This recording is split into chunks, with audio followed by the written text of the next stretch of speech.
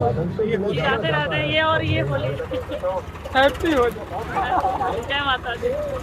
बस वो हम लोग काली माता के कलश यात्रा में, प्रतिमा की प्राण प्रतिष्ठा में आए हुए हैं, कलश यात्रा में। और हम लोग मेहंदी पहुंचे हैं दीदी। हाँ मेहंदी, और गंगा जी से मिलने के लिए। हाँ, गंगा जी से, और उनका जल भर के ले जाएंगे माता के चरणों में।